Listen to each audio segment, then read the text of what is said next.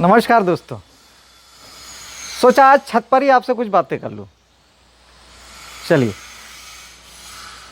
दोस्तों, आज मैं इस बारे में बात कर रहा हूं कि अभी मैं बहुत सारे घरों पे मैं देख रहा हूं, जो नए घर बन रहे हैं, ऑफिस बन रहा है, तो इंटीरियर के नाम पर बहुत सारे घरों में बुद्ध की प्रतिमा, ध्यान करती हुई बुद्ध की प्रतिमा लगी हुई दिखती है। देख के मैं बड़ा मुझे लगा कि एक बार सच बताना चाहिए, हर किसी को एक बार सच बता देना चाहिए कि उसका क्या अर्थ होता है। लोग शायद अनजाने में लगा रहे हैं, मुझे नहीं लगता कि वो उसका मतलब भी जानते होंगे। देखिए दोस्तों, प्रतीक, मूर्ति, फोटो, ये सब सीधे आपके अवचेतन मन को प्रभावित करते हैं। दोस्तों, हम आदि मानव जब थे तब से हमने प्रतीकों की भाषा सीखी और उसी से हमने गिनती बनाई, अक्षर ज्ञान लिया, अक्षर बनाया। वो सब प्रतीक ही हैं। एक एक जैसा क्यों है, दो दो जैसा क्यों है, आ जैसा क्यों है, बी जैसा क्यों है, वो प्रतीक हैं। वो आपके मन को छप गए कि ये ऐसा है। वैसे ही हर चीज़ है। अब आप एक चीज़ बताइए,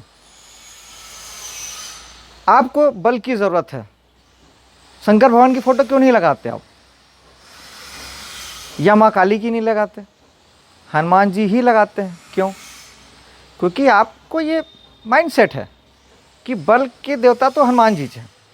भले भगवान शंकर बहुत बड़े देवता हैं, उन्हीं के 11वां अंश हनुमान जी हैं, लेकिन फिर भी आप हनुमान जी की ही लगाएंगे।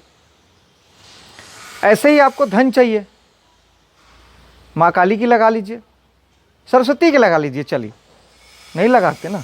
क्यों? क्योंकि आपको पता है कि लक्ष्मी जी ही धन देगी। ये प्रतीकों की भाषा है।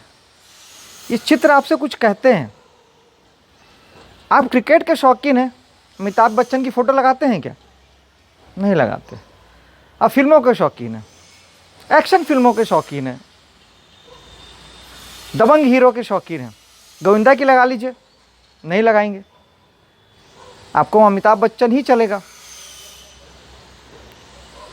सन्नी देओल चलेगा। तो ये प्रतीक अपनी भाषा खुद कहते हैं। आपको क्रिकेट खेलना है तो आप सचिन की फ़ोटो ही लगाएंगे। आपको जीवन में जो कुछ भी करना है, आप उसके उल्टे कभी नहीं जाते। आपको धन चाहिए, महात्मा गांधी की फ़ोटो लगा लीजिए। नहीं, आप बिल गेट्स की फ़ोटो लगाते हैं। तो आप करते वो काम हैं, लेकिन कुछ काम अनजाने में गलत कर जाते हैं।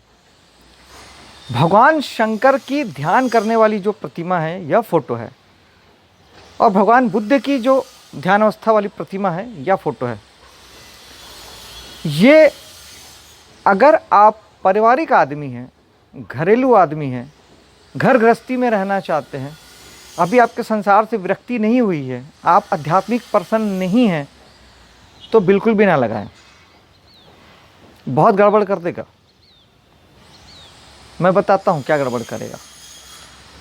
ये नहीं होगा कि घर के लोगों में आपस में झगड़ा हो जाए, मनमुटाव भी नहीं होगा, लेकिन होगा क्या कि घर का हर आदमी धीरे धीरे 2 साल में, 3 साल में अलग रहना पसंद करने लगेगा।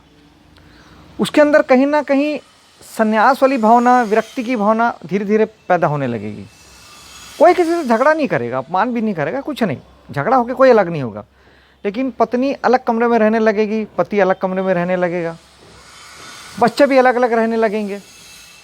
सबको ऐसा लगेगा कि हम अकेले ज़्यादा कंफर्टेबल हैं, किसी को किसी की ज़रूरत महसूस नहीं होगी।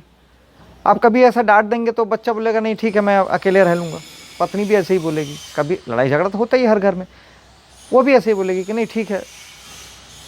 और आप बहुत ही सहजता में ही आप अलग अलग कमरे में रहने लग जाएंगे, आपको एहसास भी नहीं होगा।